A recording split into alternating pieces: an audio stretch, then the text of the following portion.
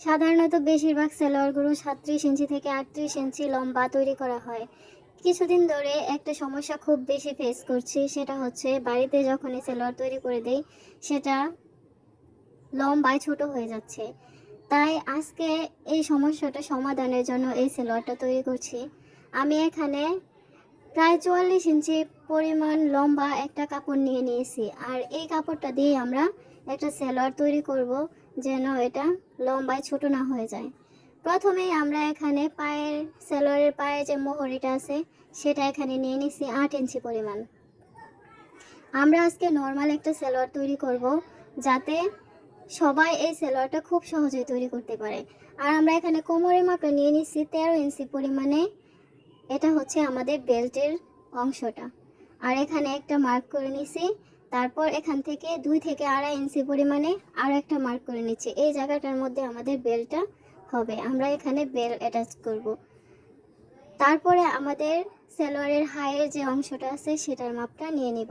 এখানে আমি নিচের যে মার্কটা করেছিলাম তার থেকে 13 ইঞ্চি পরিমাণ নিয়েছি। আমরা সেলোয়ারের হাইটা 14 ইঞ্চি পরিমাণে রাখতে চাই। আর 1 ইঞ্চি যখন আমরা এটাকে ঘুরিয়ে এভাবে মার্ক করব তখন কিন্তু 1 ইঞ্চি বেড়ে যাবে। তাই আমরা এখানে 14 ইঞ্চি 13 ইঞ্চি নিয়ে 14 ইঞ্চি পরিমাণে তৈরি করে নিলাম। এখন আমরা যে হাইয়ের পরিমাণটা নিলাম, এই হাইয়ের অংশ থেকে পায়ের মোহরি যে নিলাম ওই অংশ পর্যন্ত আমরা এটাকে মার্ক করে এই মার্কটাকে মিলিয়ে দিব, দুইটা অংশের সাথে সুন্দর করে মিলিয়ে দিব। আর এরই সাথে আমাদের সালোয়ারের মূল যে বডিটা আছে সেটা আমরা ড্রয়িং করে ফেলেছি।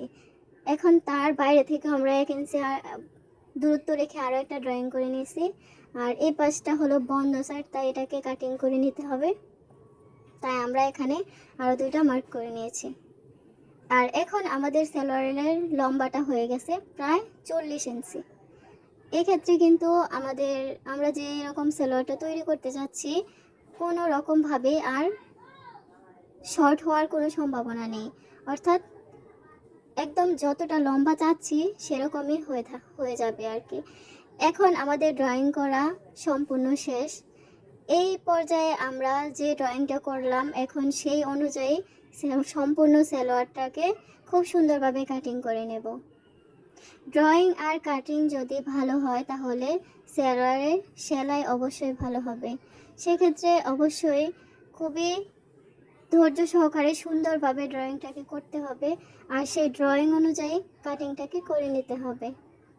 আমরা আজকে যে সালোয়ারটা কাটিং করছি এই সালোয়ারটা কাটিং করা খুব ইজি। দেখতে পাচ্ছেন 1 থেকে 1.5-2 মিনিটের মধ্যে আমাদের সম্পূর্ণ সালোয়ারটা ড্রয়িং করে হয়ে গেছে।